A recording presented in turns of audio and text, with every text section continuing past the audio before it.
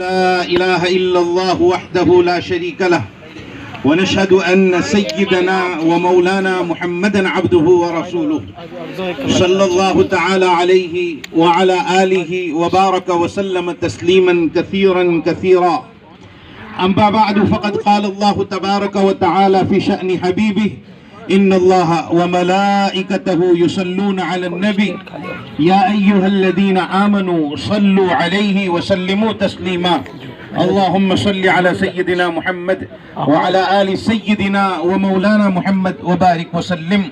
جزا الله عنا نبينا محمد صلى الله عليه وسلم بما هو أهله. اللهم صل على سيدنا محمد في أول وأوسط وآخر كلامنا.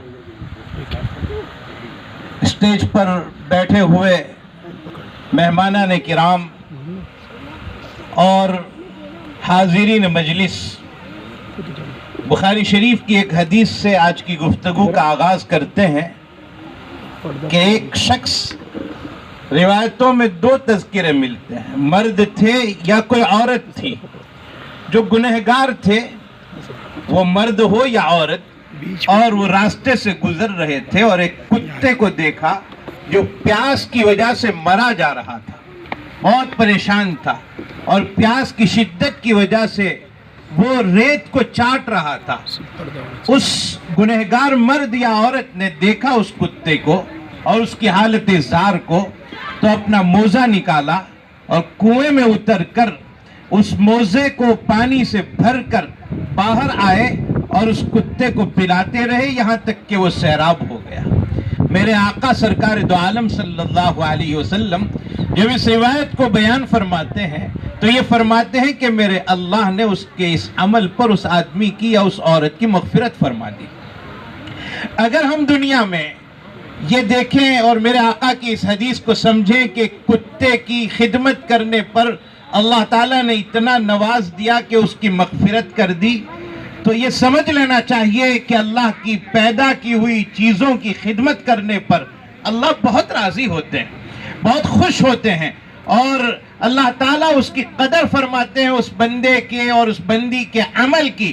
جو بندہ اور بندی کسی بندے کی خدمت کرنے میں لگتے ہیں، میرے آقا سرکار دو عالم صلی اللہ علیہ وسلم نے فرمایا ہے الراحمون یرحمہم الرحمن تبارک و تعالی، رحم کرنے والوں پر رحمان رحم کرتا ہے.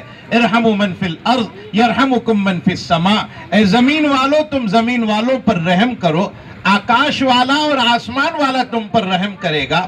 معلوم ہوا کسی کے اوپر ہم رحم و کرم کریں اور کسی کی خدمت کریں تو یہ بڑا اجر کا باعث ہے. یہی وجہ ہے کہ ایک اور حدیث میں آپ کو سناتا ہوں کہ سرکار دو عالم صلی اللہ تعالی علیہ وسلم یہ ارشاد فرماتے ہیں قیامت میں اللہ تعالیٰ ایک بندے کو بلائیں گے اور بلا کر یہ کہیں گے او میرے بندے، میں ایک مرتبہ بھوکا تھا اور مجھے کھانے کی ضرورت تھی، تو نے مجھے کھانا نہیں کھلایا، پانی نہیں پلایا.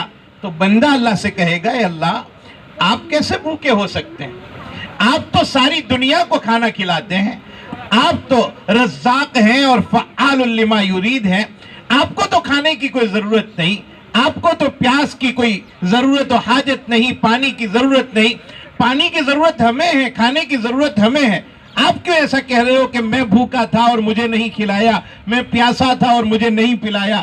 اللہ فرمائیں گے او میرے بندے، تیرے پاس میرا فلاں بندہ بھوک کی حالت میں آیا تھا اور وہ تجھ سے کھانا مانگ رہا تھا، وہ تجھ سے پانی مانگ رہا تھا. اگر تو نے اس کو کھلا دیا ہوتا، پلا دیا ہوتا، تو آج اس کا اجر میرے پاس سے تو حاصل کرتا. اور ایک آدمی کو اللہ تعالیٰ بلائیں گے اور کہیں گے کہ میرے بندے، مجھے ایک مرتبہ کپڑے کی ضرورت تھی اور تو نے مجھے پہنایا نہیں، تو نے مجھے کپڑا نہیں دیا. بندہ کہے گا اللہ آپ کو تو کپڑے کی کیا ضرورت و حاجت ہو سکتی ہے؟ اللہ فرمائیں گے میرا فلاں بندہ کپڑے کی ضرورت لے کر تیرے پاس آیا تھا، اگر تو نے اسے پہنایا ہوتا آج اس کا اجر میرے پاس ملتا. تیسرے آدمی کو اللہ تعالیٰ بلائیں گے اور بلا کر کہیں گے میرے بندے، میں ایک مرتبہ بیمار ہو گیا تھا، تو عیادت کے لیے نہیں آیا.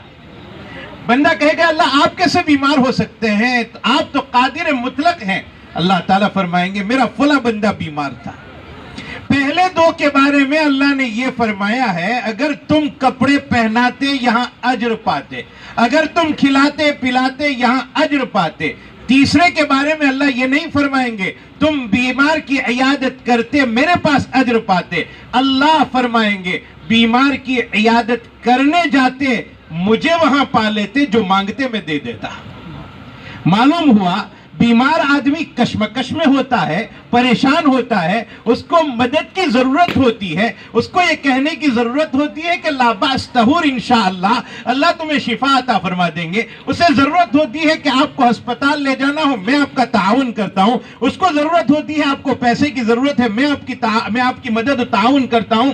تو چونکہ بندہ خدمت کی غرض سے پہنچتا ہے اور مخلوق کی خدمت پر اللہ بہت راضی ہوتے ہیں، تو اللہ یہ فرماتے ہیں بیمار کی عیادت کے لیے اگر تم پہنچے ہوتے مجھے وہاں موجود پاتے۔